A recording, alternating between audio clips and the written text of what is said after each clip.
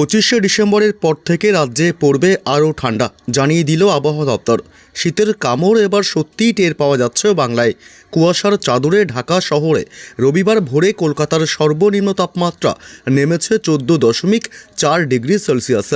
6 ডিসেম্বরের পর যা এই মরশুমের সর্বনিম্ন তাপমাত্রা। তার আগের দিন সর্বোচ্চ ছিল 16.2 ডিগ্রি সেলসিয়াস। মাত্র 24 ঘন্টার ব্যবধানে প্রায় 2 ডিগ্রি পতনে কাঁপুনি বেড়েছে শহর জুড়ে। শনিবারের পর রবিবারও টানা দ্বিতীয় দিন ঘন কুয়াশার ঘেরা টোপে বাংলা। রোদ না ওঠায় দিনভর ভেজা ঠান্ডার অনুভূতি বজায় ছিল। বেলা বাড়লেও দৃশ্যমানতা অনেক জায়গাতেই তলানিতে নেমে আসে। আবহাওয়াবিদদের মতে পশ্চিমী ঝঞ্ঝার প্রভাবে এই কুয়াশা এবং তাপমাত্রা পতন হয়েছে। পশ্চিমী ঝঞ্ঝার জেরে লাদাখে সকাল থেকেই তুষারপাত হয়েছে। কারগিলে 2 থেকে 3 ইঞ্চি পর্যন্ত তুষার জমেছে।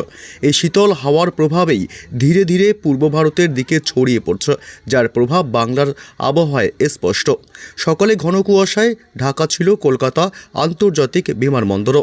সকাল 8টার দিকে দৃশ্যমানতা ছিল প্রায় 600 মিটার, মূল রানওয়েতে 1000 মিটার।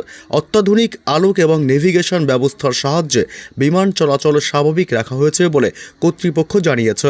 পশ্চিমের জেলাগুলিতে কুয়াশা আরও ঘন হচ্ছে। বাঁকুড়া সহ একাধিক জেলায় সকাল থেকেই মেঘলা আকাশ এবং উত্তর হাওয়ায় কনকনে ঠান্ডা। রবিবার পুরুলিয়া, পশ্চিম বর্ধমান এবং বীরভূম জেলাতে ঘন কুয়াশার সতর্কতা জারি। কোথাও কোথাও দৃশ্যমানতা 50 মিটারের নিচেও নেমে গেছে।